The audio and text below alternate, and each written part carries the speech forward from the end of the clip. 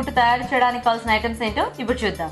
బీరకాయ ముక్కలు 2 కప్పులు, క్యాప్సికం ముక్కలు 1 కప్పు, బంగాళాదుంప ముక్కలు 1 కప్పు, టమాటో ముక్కలు 1 కప్పు, ఉల్లిపాయ ముక్కలు 1 కప్పు, ఉడికించిన పచ్చి బఠానీలు 1 కప్పు, క్యారెట్ తురుము 1 కప్పు, పాలు 1 కప్పు, పచ్చి కొబ్బరి కొద్దిగా, గసగసాలు 1 టేబుల్ స్పూన్, జీడిపప్పు కొద్దిగా, పచ్చిమిరపకాయలు 6, పోపు దినుసులు 1 టీ స్పూన్, కరివేపాకు 2 రెమ్మలు, కొత్తిమీర కొద్దిగా, పసుపు చిటికెడు, ఉప్పు తగినంత, ఇంగువ చిటికెడు, నూనె 2 టేబుల్ స్పూన్లు.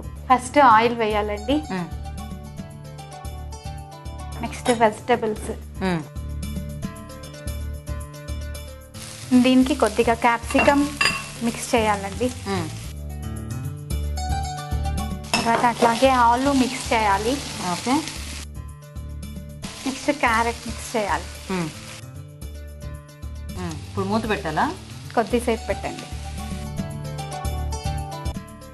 ఇంకా మగ్గిందండి. చాలా. ఇప్పుడు దీన్ని సపరేట్ బౌల్లోకి తీసుకోవాలా? ఓకే. చాలా ఇలా మగ్గితే చాలండి. ఓకే.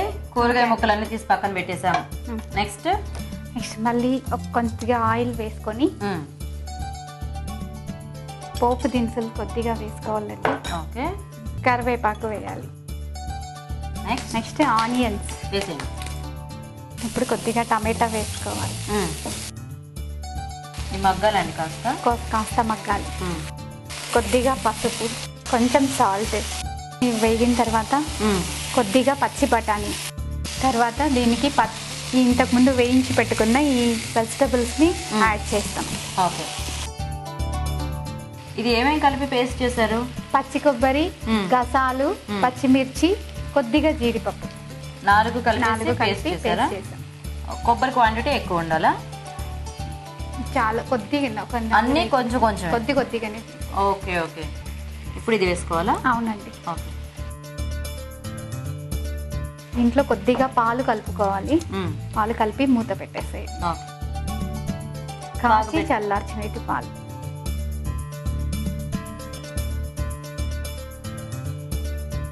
మూత పెట్టండి. మూత పెట్టేద్దామా? ఇంక ఇదంతా మనకి మగ్గితే రెడీ అయిపోయినట్టే.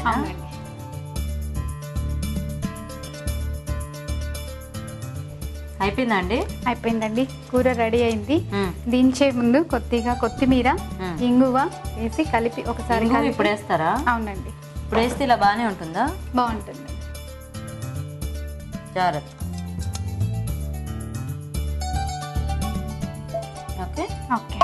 బీరకాయ కూటు రెడీ అయిపోయిందండి. రెడీ అండి. పెట్టేయండి చక్కగా గార్నిష్ చేసిన ప్లేట్లో. ఓకేనండి. మరి వేడివేడిగా బీరకాయ కూటు రెడీ అయిపోయింది.